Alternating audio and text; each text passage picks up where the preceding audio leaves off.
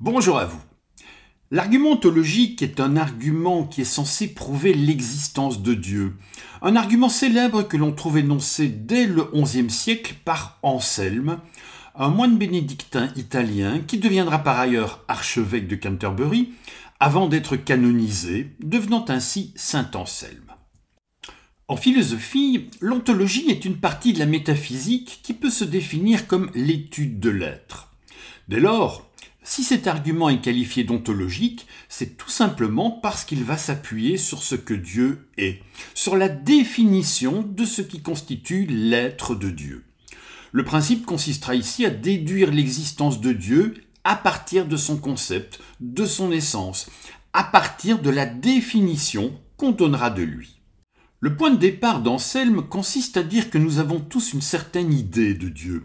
Et pour Anselme, la façon dont nous nous représentons Dieu, la manière dont nous le définissons, l'idée que nous avons de lui, c'est l'idée d'un être tel que rien de plus grand ne peut être pensé.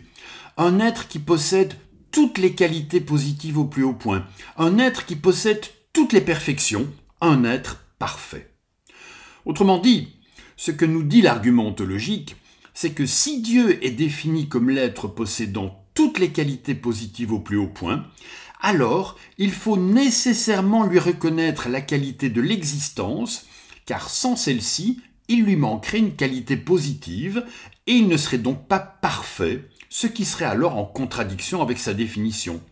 Il y aurait ainsi une impossibilité logique à penser ou à dire que Dieu n'existe pas ou à douter de son existence. Par conséquent, Dieu existe. De cet argument célèbre, on connaît souvent la forme canonique et terriblement simple que lui donnera un petit peu plus tard saint Bonaventure, chez lequel l'argument tient en une toute petite phrase en latin « Si Deus est Deus, Deus est », ce que l'on peut interpréter comme suit « Si Dieu correspond à la définition que l'on donne de lui, alors il existe ».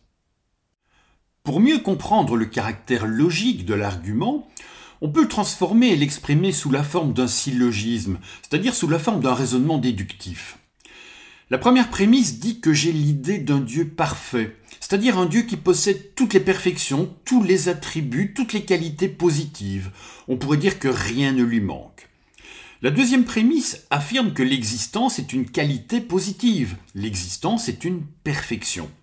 La conclusion sera donc que Dieu possède nécessairement et logiquement l'existence, autrement dit, Dieu existe. Avec l'argument qu'il propose là, Anselme n'avait pas pour objectif à proprement parler de démontrer l'existence de Dieu, car au Moyen-Âge en effet, le fait que Dieu existe passe pour une évidence aux yeux de tous. Dieu n'a donc pas besoin d'être prouvé. Ce qu'Anselme veut, c'est montrer que l'existence de Dieu n'est pas seulement une affaire de croyance, mais qu'elle obéit à la raison, à la logique. Il veut étayer la foi par les moyens de la raison, il veut montrer que la foi est conforme à la raison. Si Anselme peut effectivement être considéré comme le père de l'argument ontologique, celui-ci sera repris ensuite par différents philosophes, parmi lesquels on peut citer Spinoza, Leibniz et peut-être surtout Descartes. Il existe chez Descartes plusieurs formulations de l'argument ontologique, mais si les énonciations diffèrent quelque peu, l'idée est toujours la même et rejoint assez fidèlement la démonstration d'Anselme. Si Dieu est un être parfait, et Descartes ne peut pas l'imaginer autrement que souverainement parfait, il ne peut être privé d'aucune qualité, y compris l'existence, et donc Dieu existe nécessairement. Comme Anselme, Descartes veut montrer que la foi est conforme à la raison, que l'existence de Dieu obéit à la logique et à la nécessité. Et simplement en analysant le concept de Dieu, nous dit Descartes, simplement en considérant l'essence de Dieu, qui est que Dieu est un être souverainement parfait, on peut déduire la propriété d'exister. En d'autres termes, Dieu est un être dont l'essence contient ou implique logiquement et nécessairement l'existence. Mais cette soi-disant preuve de l'existence de Dieu ne convainc pas tout le monde, loin s'en faut. Et parmi les critiques les plus célèbres, on peut surtout citer Kant. Kant à qui on doit d'ailleurs très probablement d'avoir qualifié cet argument d'ontologique, car le terme n'apparaît ni chez Anselme, ni chez Descartes. Jusque-là, on parlait plutôt de preuve a priori de l'existence de Dieu. Kant, qui fera de Dieu la garantie de la loi morale.